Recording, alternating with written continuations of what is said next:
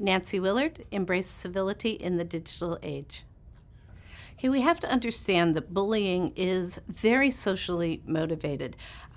You've got a young person who's being hurtful towards another one, and there's this huge audience of students around. The research indicates that, the vast majority of these situations involve an audience. It's almost sometimes that the person who's being hurtful isn't as it's the person who he or she is targeting is almost the pawn. What they're trying to do is get the attention, gain social status and power with the audience. So in order to stop these hurtful interactions, we have to intervene with the audience and help make sure that they are not reinforcing the person who's being hurtful. There's a variety of barriers that get in the way. Sometimes it's the school climate. If we teach students to mind your own business, then if they see something hurtful happening, should they do that or should they get to class on time? Another key barrier is the expectation. We always tell students that, if bullying's happening, tell an adult. Well, does that mean that they have any responsibility? Well, no, we need to communicate the fact that we're in a school climate and there's a shared responsibility to make sure that everybody's happy and is doing fine. And it may be that you're the one who goes and tells the adult, or you may be in a situation where you can safely say, stop. Or you might be able to help afterwards by talking with the person who was being hurt and giving them support. So we have to make sure that it's a shared responsibility. And embarrassment is also another major barrier that happens. Bullying is all kind of about social power. And if you're trying to say stop to somebody who has more social power, you could risk embarrassment and retaliation. Or if you affiliate yourself with someone who has lower social power, that could end up in some kind of embarrassment.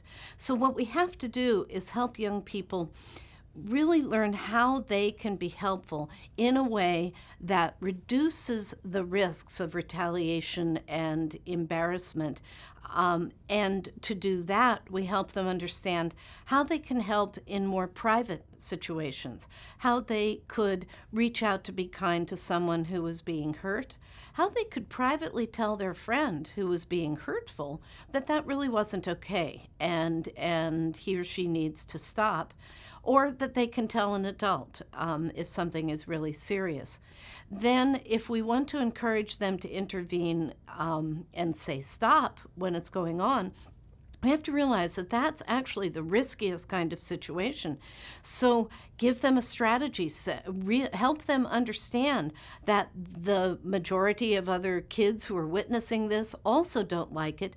So you can reach out and talk to your friends and say, hey, let's all say stop. So you have the power of, work as a team. You have 3 kids who say stop. All of a sudden, those 3 kids have more social power than the one who's being hurtful.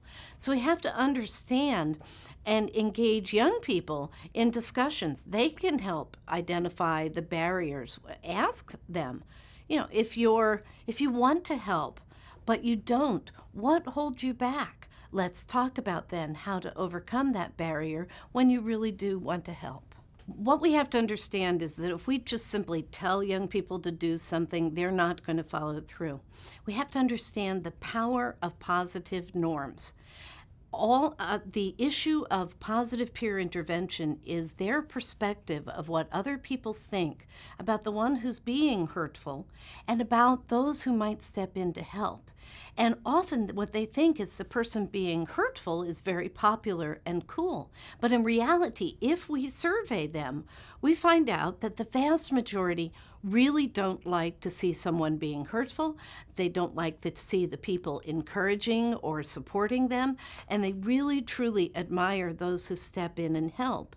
So if we use local survey data of the students and demonstrate to them what their positive norms are, more, then we can encourage them and to understand that if they are the ones who step in and help, their peers are really going to look up to them. And that's the best way to motivate them to be helpful to others.